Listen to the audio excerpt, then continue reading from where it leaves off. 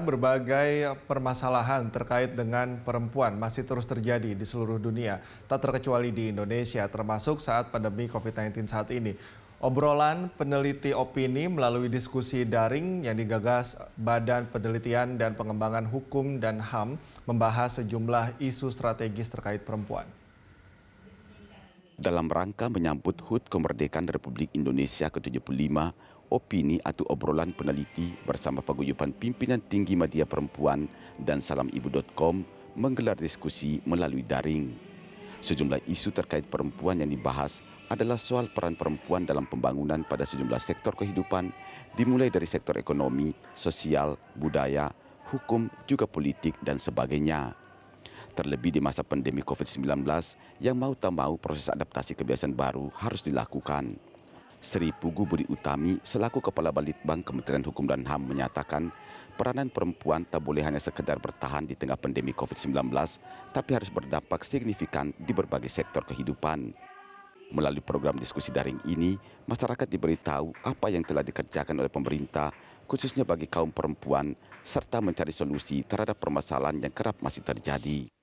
Kementerian Hukum dan HAM, khususnya Balitbang Hukum dan HAM, punya program yang namanya Opini, obrolan peneliti, bekerja sama dengan Paguyuban Pimti Madya Perempuan Indonesia yang jumlahnya lebih kurang 75, serta ada dari media online Salam Ibu, memperingati 75 tahun Indonesia Merdeka dengan mengambil tema Perempuan Indonesia Merdeka Berkarya, mewujudkan SDM berkualitas dan berdaya saing menuju Indonesia maju di era tatanan baru. Sebagaimana diketahui, tentu tidak mudah bagi sebagian besar saudara-saudara kami, para perempuan, mengatasi permasalahan akibat pandemi COVID-19 ini. Oleh karenanya kami tadi menghadirkan para narasumber yang sangat luar biasa di bidangnya, paling tidak dengan memberikan informasi,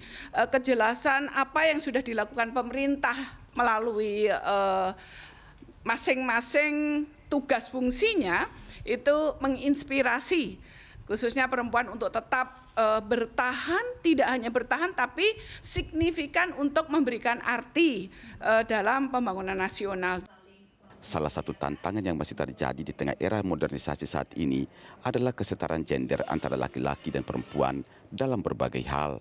Deputi Bidang Tumbuh Kembang Anak Kementerian PPPA sekaligus pengurus opini, Leni Rosalin menyatakan tantangan perempuan terdiri dari akses, partisipasi, kontrol, bahkan manfaat yang dinilai tidak didapatkan perempuan secara setara.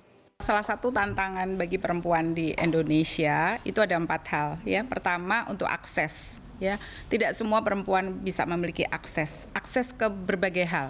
Nah, untuk itu pemerintah juga melakukan banyak sekali kegiatan-kegiatan, termasuk yang tadi dipaparkan oleh para narasumber. Kemudian yang kedua adalah partisipasi. Kalau kita lihat mau partisipasi di pendidikan, partisipasi di bidang ekonomi, kalau kita lihat saja tingkat partisipasi angkatan kerja perempuan dibanding dengan laki-laki masih jauh secara persentase, ya. Belum lagi jumlah absolutnya, dan belum lagi kalau kita bicara sampai di tingkat grassroots, ya.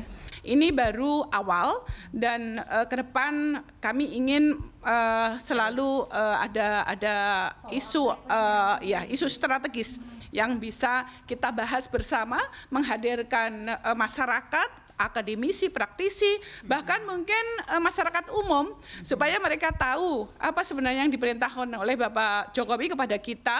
Selamat ulang tahun kemerdekaan Republik Indonesia ke-75. Perempuan Indonesia maju! Diskusi daring ini turut menghadirkan sejumlah perempuan yang menginspirasi di profesi mereka masing-masing, antara lain Sekretaris Kementerian Pariwisata Ekonomi Kreatif Niwayan Giri Andiani, Dirjen Industri Kecil, Menengah dan Aneka Kementerian Perindustrian Gati Biwawaningsi, hingga founder and chairman Marta Tilaar Group, Marta Tilaar. Ira Hulu, Veriska Immanuel, Berita 1, Jakarta.